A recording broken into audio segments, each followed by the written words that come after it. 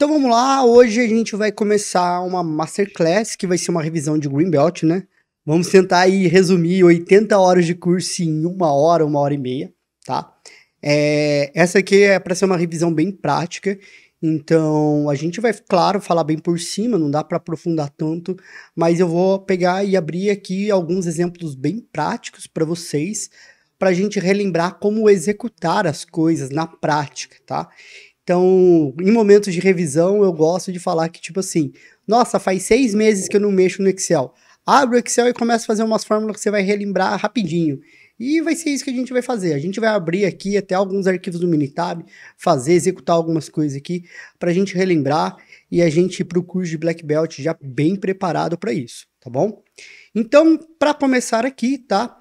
Me apresentar, eu acho que a maioria de vocês me conhecem, mas caso algum de vocês ainda não me conheça, eu sou o Everton, eu sou sócio e head aqui na DNC. Hoje eu estou cuidando das áreas de produto, operações e people, tá? Sou engenheiro mecânico e sou formado em Black Belt em Lean Six Sigma fora do país. Eu fiz meu curso lá no Canadá por uma empresa americana, que é a Six Sigma US, e também sou certificado como Scrum Master pela Scrum Org, tá? Tenho bastante experiência de mercado, principalmente nas áreas de projeto, melhoria contínua e também nas áreas de dados, tá bom? Então, basicamente, gosto muito da área de estatística, gosto muito da área de negócio, gosto muito de resolver problemas e é para isso que o Green Belt, o Black Belt, ele funciona. Ele ensina a gente a resolver problemas e a gente vai ver um pouco aqui sobre como que a gente trabalha com isso. Então, para começar aqui numa introdução, vamos falar o que é o DMAIC, né? O DMAIC, o Lean Six Sigma, ele é uma metodologia de melhoria contínua de redução de custos, que foi feito pela união do Lean Manufacturing, né? Que são técnicas ali de melhoria vindas lá da Toyota, e o Six Sigma, que é uma metodologia em si muito voltada para estatística e controle estatístico de processos. Então, se a gente juntar o Lean e o Six Sigma, o que a gente vai ter de objetivo e de valores? Primeiro, o objetivo é sempre gerar valor e sempre buscar a perfeição. E a palavra aqui, chave, é buscar, tá? De acordo com o Lean, a gente sabe que a gente nunca consegue chegar à perfeição, mas a gente sempre consegue evoluir muito para a gente conseguir ir cada vez melhorando mais. Quando a gente olhava, por exemplo, os carros de Fórmula 1 na década de 90, com pit stop de 15 segundos, a gente pensava, nossa, como que trocaram 4 rodas e abasteceram o carro em 15 segundos, isso é fenomenal. Hoje em dia a gente olha e o pessoal está fazendo isso em 2 segundos, tá? Então sempre dá para melhorar e a gente vai melhorar cada vez mais, tá? E aí pensando em princípios do Lean, tá? Ele está focado em valor, tá? Valor que é o valor agregado, o que agrega valor naquele produto ou no serviço. O fluxo, que é o fluxo do valor dentro de uma cadeia de produção, que todo valor ele passa por um fluxo que tem início, meio e fim. Desde eu comprar minha matéria-prima ser processada por várias etapas dentro da minha fábrica, até ela chegar no meu cliente final. E o fluxo de valor é eu ver o valor percorrendo todo esse caminho. Aonde que o produto está recebendo mais valor, está agregando mais valor. Ele é baseado também na produção puxada, que é basicamente o quê? Eu vou fazer depois que o meu cliente pediu para mim, então eu puxo a produção. Então eu fabrico somente exatamente o que o meu cliente precisa, tá? E no final é a perfeição ou a busca à perfeição, que a gente vai olhar todas as etapas do processo e vai buscar melhorar a eficiência de cada uma delas até a gente chegar o mais próximo da perfeição possível. E aí, quando a gente volta para o Six Sigma, ele está muito focado em reduzir variabilidade e sustentabilidade na melhoria, tá? Então a gente sabe que se a gente tentar 10 vezes fazer uma mesma coisa, os valores, os resultados daquelas 10 coisas vão variar um pouco, tá? Então isso é a variabilidade. E aí no Six Sigma eu tô querendo controlar essa variabilidade para que ela seja o menor possível. É que não pensar, imagina que eu faço arroz 10 vezes e nas 10 vezes o sabor do arroz é diferente. Um tá empapado, outro tá queimado, o outro tá muito salgado e etc. Aí o objetivo do Six Sigma é reduzir a variabilidade para ficar todos esses 10 arroz aparentemente iguais ali no paladar, tá? E a sustentabilidade da melhoria é garantir que o que você fez para reduzir a variabilidade e deixar esse processo controlado vai perdurar durante bastante tempo. Então o processo ele não vai piorar com o tempo, tá bom? E aí pensando nos objetivos do DMAIC, o que ele tá voltado, tá? Eu acho que a parte principal é correr atrás da gente melhorar e resolver a causa raiz do problema, tá? Então não existem, vamos dizer, soluções paliativas, vamos arrumar, vamos fazer uma gambiarrazinha e etc. Tá vazando o óleo do carro, vamos completar óleo. Não, por que está vazando o óleo do carro? Qual que é a causa raiz disso? Vamos estudar, vamos entender e vamos resolver para esse problema não acontecer de novo. Então a gente está preocupado em resolver a causa raiz. E é claro, para tudo isso, a gente sempre tem que estudar muito bem um problema. E estudar significa olhar aquele processo, medir aquele processo, analisar os dados por trás dele para eu descobrir a causa raiz e aí sim fazer um plano de ação, um plano de melhoria.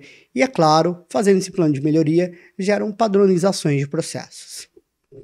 E pensando no DMAIC, a gente tem o tradicional, né, que é o DMAIC Cascata, que seriam os projetos voltados para o Cascata, que é uma metodologia de projetos que o que mais lembra a gente é cronograma, né? Mas Cascata não é só cronograma.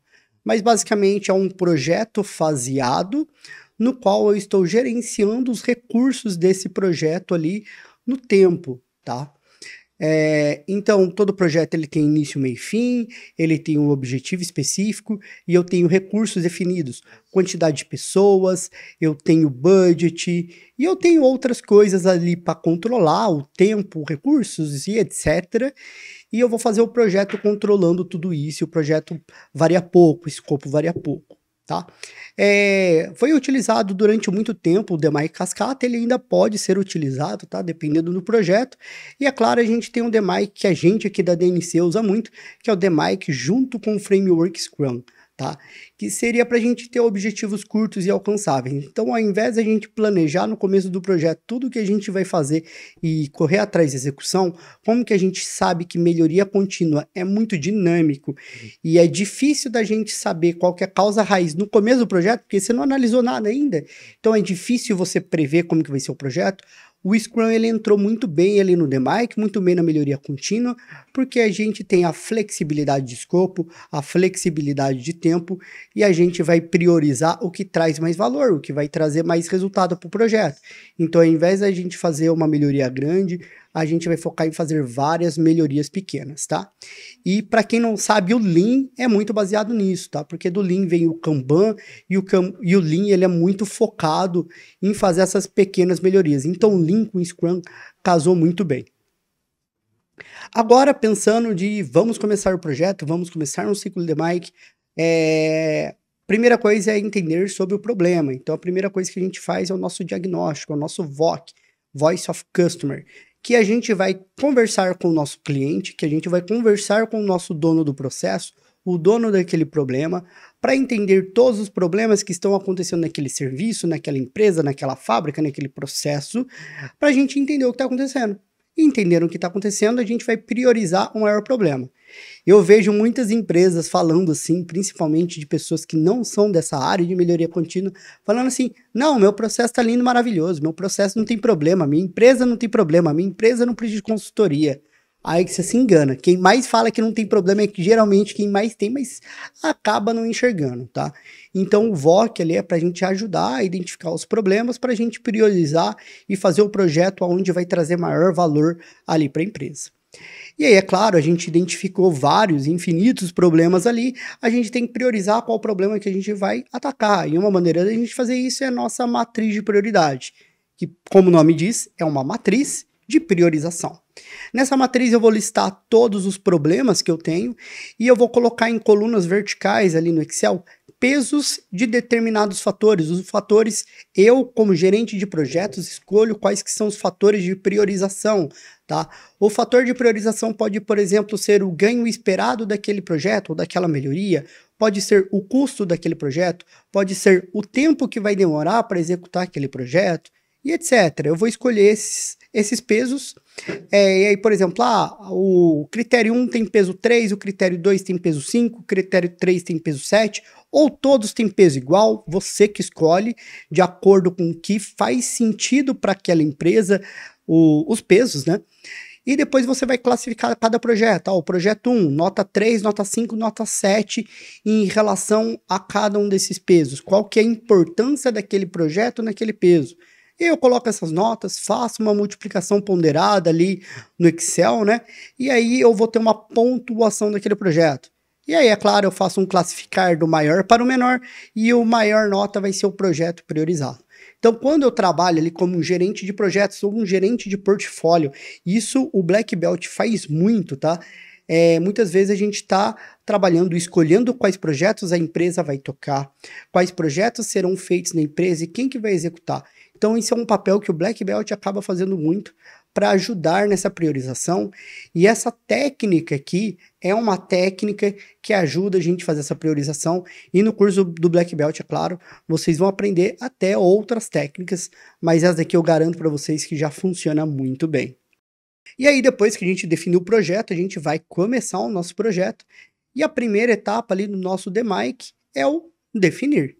E o definir, como o nome diz, né? A gente quer definir o nosso problema, definir o nosso processo e entender como que o nosso problema e o nosso processo funciona, tá? Então essa etapa é a etapa das dúvidas, essa etapa é a etapa das perguntas, essa é a etapa de você ser aquela pessoa chata que vai ficar perguntando o porquê de tudo, por que que você faz assim, por que que você faz assado, não me explica, me fala em maior detalhes, é assim ou é assado e vai indo bem a fundo, tá? Porque dentro de uma das perguntas vai estar uma possível causa raiz ali no nosso projeto. Então a gente tem que perguntar e perguntar demais, tá? E uma coisa que eu já dou aqui de regra, que eu gosto de falar para todos os alunos geralmente no começo do projeto a gente tá na nossa cabeça. Nossa, eu tenho certeza que o que está causando esse problema é aquilo ali. É aquele furo, é aquele buraco, é aquele vazamento, é aquele não sei o quê. E aí você anota isso no papel e você guarda debaixo do travesseiro. E aí no final do projeto você vê se você tinha razão ou não, tá? Garanto para você que em 90% das vezes você vai errar. Por isso que a gente estuda realmente o problema. Então aqui nessa etapa, quanto mais cabeça aberta você tiver para entender, para ouvir, para escutar as pessoas e para perguntar, melhor. Tá? Então essa etapa vai ser uma etapa de bastante entendimento, bastante mapeamento de processo e é claro, tem várias ferramentas que a gente vai utilizar nessa etapa. Eu acho que duas ferramentas principais aqui para a gente falar seria tanto o mapeamento de processo quanto o SciPoc, que são duas ferramentas muito boas para entender sobre o processo. Mas aqui vamos falar de algumas delas, um pouquinho mais específicos para a gente adentrar, tá? A primeira que a gente utiliza bastante se a gente está precisando estudar e entender um pouquinho sobre o processo, muitas vezes a gente vai precisar fazer algumas medições rápidas e simples. Então a gente tem a estratificação em folha de verificação, tá? Folha de verificação é uma folha para eu medir alguma variável.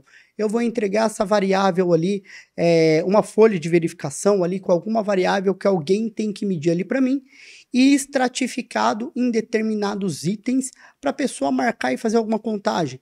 Como, por exemplo, imagina que eu estou medindo os defeitos possíveis numa fábrica de cerveja. E aí a última etapa lá é o envase de cerveja. O tipo de defeito da latinha. Latinha amassada, latinha furada, latinha sem tampa, ou latinha sem pintura. Então, tudo isso são tipos de defeitos. Eu estratifiquei defeito em vários tipos de defeitos para eu contar quantas vezes aparece cada tipo de defeito e eu priorizar depois as minhas ações em qual defeito que eu vou atuar primeiro. Então, isso é um exemplo ali da gente pegar e fazer uma folha de verificação com uma estratificação para uma medição de uma maneira bem simples e rápida, tá?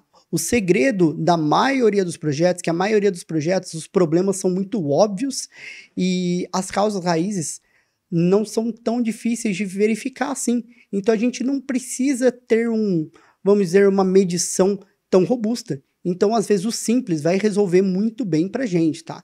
Então, nessa parte, vamos ajudar e vamos fazer medições simples, medições rápidas, com bastante velocidade. O Scrum agradece. Depois disso, a gente faz Pareto e a gente utiliza muito o Excel para fazer Pareto, tá? É a regrinha do Pareto que 80% dos problemas estão em 20% das causas, ou 80% dos resultados estão em 20% das causas. Então, na hora que a gente está estudando o processo, a gente vai levantar um monte de variável, e a gente tem que priorizar quais variáveis a gente vai atacar, qual que a gente vai estudar mais a fundo, fazer medições mais robustas, e aí o Pareto pode ajudar a gente a escolher essas variáveis, ou escolher quais problemas que a gente vai atacar. Nesse problema de defeitos em latinhas que eu falei, imagina que eu tenho 10 tipos de defeitos, mas eu tenho certeza que 80% dos problemas vai acontecer em somente 2 causas, em 20% das causas, em 20% dos tipos de defeitos. E aí você vai fazer o seu projeto somente nesse 1 ou 2 defeitos que mais aparecem, ao invés de você tentar resolver o mundo inteiro. Vamos resolver um problema de cada vez. E aí, é claro, a gente tem algumas outras ferramentas da qualidade que ajudam a gente bastante para a gente começar a tentar mapear possíveis causas raízes ali para o problema, que seria o Ishikawa ou o diagrama de espinha de peixe. Que para cada problema, para cada efeito, eu tenho diversas causas. E no Ishikawa, eu vou quebrar as nossas causas em 6 possíveis M's, em 6 possíveis tipos de causas. Causas voltadas para a matéria-prima, ou seja, o problema é causado por algum problema na matéria-prima, algum defeito na matéria-prima. Ou na mão de obra, nas pessoas que estão fazendo aquilo, ou no método. O método são os processos que as pessoas executam as coisas, ou no meio ambiente, ou seja, em volta. Tem alguma coisa em volta ali na produção que está sujando ou rasgando a lata, ou alguma coisa assim, ou a parte de movimentação e transporte, e etc, tá? E aí a gente vai quebrar possíveis causas para cada um dos M's, para a gente garantir que quando a gente está fazendo um brainstorm de possíveis causas raízes do nosso problema, a gente está olhando todas as possíveis causas. E esses 6 M's são chamados de as causas de variabilidade no processo. Como a gente já falou agora no comecinho, que todos os processos possuem variação, isso é absolutamente normal, essa variação é esperada, a estatística dita que tudo tem variação. Mas pequenas variações são aceitáveis, e aí a gente tem variações que podem ser maiores ou menores por causa de problema em alguns desses 6 M's, que é o que a gente pode estudar durante todo o nosso projeto, para a gente descobrir qual desses 6 M's, em qual causa dentro desses 6 M's está a causa raiz no nosso problema. E aí, como eu tinha falado para vocês, a gente tinha um SciPoc, né? Mas vamos estudar a parte interna aqui do SciPoc, que vai ser a parte mais importante para a gente estudar bem o nosso processo. O SciPoc, ele é supplier, ou seja, fornecedor, input, entrada, process, processo, O de output, que seria saída, e C de client, que seria o cliente, tá? Mas vamos focar na parte interna, que seria o IPO, input, process, output, entrada, processo, saída, tá? O que esse diz? Que todo processo é um ato de transformação. Eu estou transformando algumas entradas em saídas. Nada se cria, tudo se transforma, tá? Então, por exemplo, se eu tenho um processo de cozimento de arroz, eu tenho na minha entrada várias coisas para eu cozinhar o meu arroz. Eu tenho o meu próprio arroz, eu tenho água, eu tenho o alho, isso daqui são só os ingredientes, tá? Aí eu vou para a parte de equipamentos. Eu tenho o meu fogão, eu tenho a minha panela e eu tenho a minha colher que eu vou mexer meu arroz. Então ali eu coloquei alguns equipamentos. Eu tenho o meu ambiente. Eu posso cozinhar debaixo de chuva? Não. Então eu tenho ali a minha cozinha. Talvez eu tenha uma coifa que vai estar numa determinada temperatura. Então eu tenho a temperatura da cozinha e a umidade da cozinha. E aí eu começo a listar todas essas entradas. E ali de saída, eu vou ter as saídas referentes ao arroz, que seria qual que é a quantidade de arroz produzido, isso é uma variável, ou qual que é o peso, poderia ser o peso também, qual que seria a textura, qual que seria o sabor e etc, tá? E uma coisa importante é o quê? Para a gente identificar tanto variável de entrada e saída, sempre se pergunte de cada uma delas. Eu consigo medir? Se você consegue medir, isso é uma variável. Se você não consegue medir, isso não é uma variável. Por exemplo, arroz não é uma variável. Agora, quantidade de arroz é, porque eu consigo medir uma quantidade de arroz. Ou peso de arroz cru, eu consigo medir isso, tá? Então você tem que perguntar se você consegue medir aquilo, tá? Você consegue identificar aquilo. Para a gente separar muito bem input e output, e aí a gente vai ver as saídas, que os problemas estarão na nossa saída, o resultado ruim vai estar na nossa saída, e ele vai ser causado por alguma coisa na entrada. Isso é causa e efeito, voltando para Ishikawa.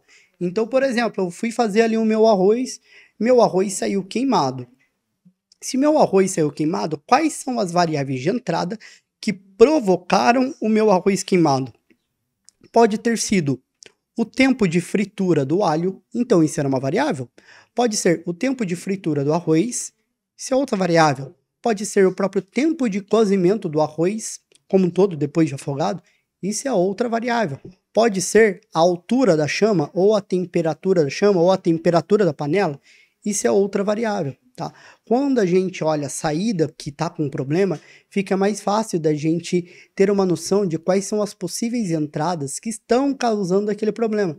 E aquelas entradas que a gente vai medir e a gente vai olhar mais a fundo. Mas olha só, o problema nunca está no processo. Problemas sempre estão nas variáveis de entrada, porque é modificando as variáveis de entrada que eu modifico as variáveis de saída, que eu modifico os meus resultados. Então é para isso que eu tenho que olhar. E aqui eu estou dando um exemplo básico aqui de cozimento de arroz, mas isso funciona para qualquer fábrica, para qualquer empresa, para qualquer problema. Eu estou fazendo um processo de usinagem, estou usinando uma peça. Usinando essa peça, eu vou ter o material da peça, velocidade de rotação, velocidade de corte, qual que é a ferramenta de corte que eu estou utilizando, e etc. E aí lá no final eu vou ter o quê? Qual que é o nível de rugosidade da minha peça, ou qual que é o nível de acabamento ali da minha peça depois dessa usinagem. E esse nível de rugosidade, ele pode estar bom, pode estar ruim. Eu tenho a espessura, o diâmetro, a largura de um corte, etc. E isso pode estar dentro ou fora das dimensões. Se isso estiver fora, é porque eu errei em alguma entrada, em alguma profundidade de corte que eu dei, na velocidade de corte que eu posso ter utilizado, na ferramenta que eu utilizei, ou na rotação que eu utilizei, e etc, tá? Então tem várias coisas ali que podem ter causado esses problemas. Mas o importante é que a causa raiz sempre vai estar numa das entradas do processo. E eu vou ver qual processo preciso estudar quando eu vejo que a saída daquele processo não está com o resultado esperado. E aqui um passo a passo básico ali da gente fazer o SciPoc, né? Primeiro eu começo pelo processo, qual que é o processo que eu estou estudando. Depois disso eu listo meus clientes, tá? Tanto interno quanto externo. O que é cliente externo? É o meu consumidor final que está consumindo meu produto. O que é o cliente interno? É a próxima etapa do processo. Então, se eu tenho uma fundição e depois da fundição eu tenho usinagem, e a usinagem vai usinar peças que vieram da fundição, então a usinagem é cliente da fundição, tá? Isso vai servir para qualquer tipo de processo. Eu tenho a fábrica de cerveja, de novo. Tem a área que está cozendo a cerveja, cozinhando a cerveja, aí tem a área que está maturando e filtrando a cerveja, e tem a área que está envasando. A área de envase, ela é cliente da área de filtração, tá? Então, a gente tem uma é cliente da outra, tá bom? Depois disso que a gente lista o cliente, por que é importante? Porque ele ajuda a gente a listar as variáveis de saída. Porque o cliente que recebe aquela saída, então ele nos ajuda a dizer se aquela saída está boa ou não. Então ele ajuda a gente a listar as variáveis de saída. Depois disso, eu posso listar as variáveis de entrada, mas antes de listar as variáveis de entrada, eu também posso listar os fornecedores, tá? Geralmente eu gosto de listar as variáveis de entrada primeiro, que são necessárias para produzir aquela variável de saída, e depois eu listo os fornecedores. Por que eu tenho que listar os fornecedores de cada um dos itens? Porque talvez o problema possa estar no fornecedor, tá? Você já recebeu uma matéria-prima ruim, Se seu produto final saiu ruim, às vezes é porque seu fornecedor mandou uma matéria-prima ruim. Então é bom listar os fornecedores também. E aí depois que eu faço o SciPoc ali, eu entendo todas as variáveis de entrada e saída do meu processo, eu posso estudar mais a fundo o meu processo, então eu posso fazer um DFP, ou um diagrama de fluxo de processo, ou também um mapa de processo, independente aí do nome que você queira chamar ou que a empresa que você trabalha está chamando. Mas basicamente ele é um fluxograma que eu estou mostrando como que funciona o fluxo do meu processo inteiro, desde o começo até o fim, listando todas as etapas, todos os processos, todas as fábricas ocultas, todas as tomadas de decisão, como por exemplo, a peça passou por aqui, passou por um setor de qualidade, o setor de qualidade falou, se a peça está boa, vai para a próxima etapa do processo, se a peça está ruim, ela volta para a etapa anterior. Então ali eu criei um loopzinho ali que eu estou checando uma qualidade. E aí pode ter várias coisas ali. Um mapa de processo bom, ele acaba ficando grande para eu conseguir enxergar muito bem qual que é todo o fluxo de valor, todo o fluxo de informação ali daquele meu processo. E aí outra coisa que eu posso fazer, tanto dentro do meu mapa de processo, quanto dentro de um VSM, eu posso fazer uma análise de valor agregado, que seria o quê? Em todo o processo possuem várias etapas, e tem etapas que agregam valor no meu processo e etapas que não agregam valor no meu processo. E uma das coisas que o Lean preza, que o Lean fala pra gente é o quê? Elimine as etapas que não agregam valor. Porque se você está fazendo alguma coisa que não vai agregar valor no seu produto, que o seu cliente não está disposto a pagar a mais por aquilo, por que você faz aquilo? Você não deveria fazer, tá? E aí, é claro, tem uma terceira classificação ali que a gente chama de não agrega valor, mas é necessário, tá? Que ali nesse símbolo aqui dessa imagem que vocês estão vendo é o NAVN, tá bom?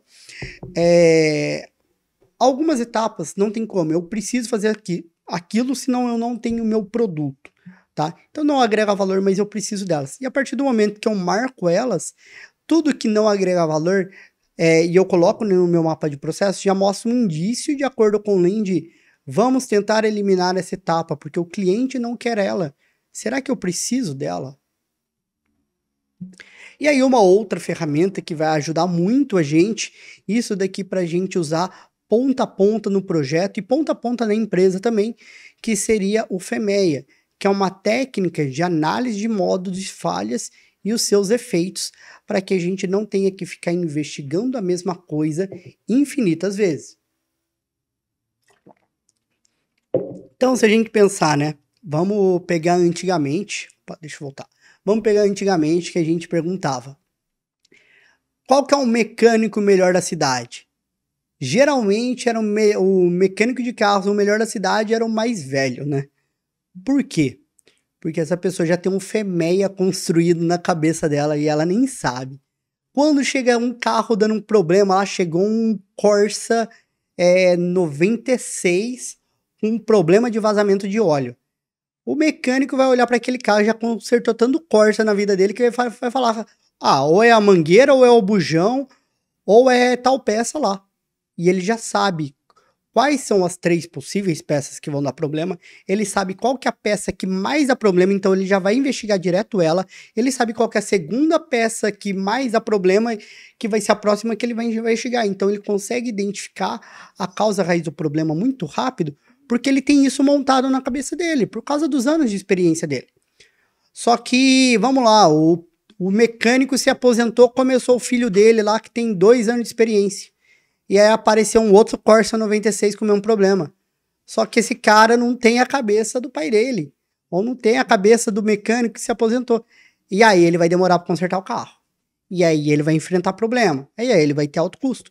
Então o FEMEA é a maneira da gente pegar o conhecimento e distribuir o conhecimento de uma maneira fácil, organizada. Tá? Basicamente, como que a gente monta ele? Failure Mode. Failure Mode são os nossos modos de falha. Então, eu vou listar todos os modos de falhas. Todas os possíveis problemas que podem ter. Qual que é um possível problema? O carro está vazando óleo. Qual que é outro possível problema? O carro não está ligando ou o farol não está acendendo. Então, tudo que deveria acontecer e não está acontecendo com aquele carro, com aquele processo, com aquela máquina, que não está correspondendo de acordo com as minhas expectativas. Eu começo a listar, tá? E aí, de acordo com cada modo de falha, eu tenho um efeito diferente. Qual que é o efeito que aquilo acontece? Qual que é o problema que aquilo ocasiona para mim? Cara, se o óleo, se o meu carro tá vazando óleo, o que que acontece? Cara, eu posso perder o meu motor, por exemplo. Eu posso fundir o meu motor. Isso é um possível efeito. Se a bateria do meu carro não está ligando, eu não consigo andar com o meu carro. Se o meu pneu está furado, eu posso danificar a minha roda. Então, para cada modo de falha, eu tenho possíveis efeitos, tá? E aí eu vou listar todos os meus modos de falhas e eu vou listar qual que são os possíveis efeitos para cada modo de falha. E aí eu vou fazer uma pontuação para eles. E o que seria essa pontuação? Seria a pontuação para a gente fazer o nosso RPN, que é o Risk Priority Number, que é feito basicamente com o quê? Qual que é a severidade daquele efeito, tá? Qual que é o impacto daquele efeito? Qual que é o impacto do motor do meu carro fundir? É um impacto bem caro, vai dar bastante problema. Agora, qual que é o impacto de uma roda, de eu danificar uma roda, a roda ficar torta e ter que comprar uma roda nova? Tá, é um problema, só que não é tão problemático quanto eu fundir o motor do carro, que o motor do carro é bem mais caro, então a severidade disso é um pouquinho menor. Aí o segundo ponto que a gente pontua é o ponto de ocorrência. Qual que é a chance de ocorrência daquele modo de falha? Então, de todos os carros que chegaram na minha oficina, qual que é o percentual de vezes que acontece problema no óleo, que acontece problema no radiador, que acontece problema na vela e etc. Da ocorrência daquele modo de falha, tá? E aí eu vou colocar uma numeração que vai ser maior para os modos de falhas que mais acontece e menor para os modos de falha que menos acontece. E por último eu tenho a detecção de qual que é a chance de detecção que eu tenho de detectar aquele problema antes que ele cause aquele efeito, tá? Então, por exemplo, um modo de falha é faltou combustível no meu carro, mas qual que é a chance de detecção? É fácil eu detectar porque eu consigo olhar o meu ponteiro ali de quantidade de combustível que tem no meu tanque. Então, isso daí eu tenho uma detecção alta, tá? Aí a única raciocínio que a gente tem que fazer contrário no caso da detecção alta é pontuação baixa no FMEA, tá? E detecção baixa, quando é difícil de eu detectar aquele problema antes que ele aconteça, aí é pontuação alta. Aí o RPN eu multiplico esses 3 números aí, e o número que for maior vai ser o priorizado para eu fazer alguma ação, para eu consertar aquele modo de falha. E é claro, cada modo de falha, ele possui várias possíveis causas raízes. E aí que vai a cabeça do mecânico aposentado, né? Então, para cada modo de falha, eu listo as possíveis causas raízes lá nessa mesma tabela e eu deixo padronizado. Então, toda vez que acontecer um modo de falha daquele, eu vou consultar o meu FMEA e eu vou saber o que eu tenho que fazer e na ordem de prioridade do que eu tenho que fazer. Então, eu vou resolver problemas muito mais rápido. Aí o FMEA se torna um organismo vivo, que cada vez ele é maior, mais robusto, mais inteligente, para a gente resolver problemas com cada vez mais velocidade. E aí uma outra coisa que a gente utiliza bastante para resolver problemas mais básicos, menores, é a metodologia 3 ou o Kaizen, que é muito utilizado ali no Lean, né? Que basicamente significa o quê? É eu pegar uma folha de papel A3, literalmente uma folha de papel A3, dividir em algumas etapas ali para dividir o nosso PDCA entre planejamento, ação, o do, né, o fazer, o check, que é a checagem, e o act, que seria a ação, mas que na verdade seria estudar para ver o que eu vou fazer no meu próximo ciclo de PDCA. Então, basicamente, eu vou organizar as informações de um projeto pequeno, de um problema pequeno, fácil de ser resolvido nisso, colocando, cara, qual que é o título desse meu projetinho de melhoria, qual que é a descrição do meu problema, o que está acontecendo, o que isso está ocasionando de problema ali naquele meu processo. depois eu vou fazer um mapa de processo, eu vou fazer alguma outra coisa para entender melhor sobre aquele processo, que aí eu já começo a entrar na segunda parte, que é no do.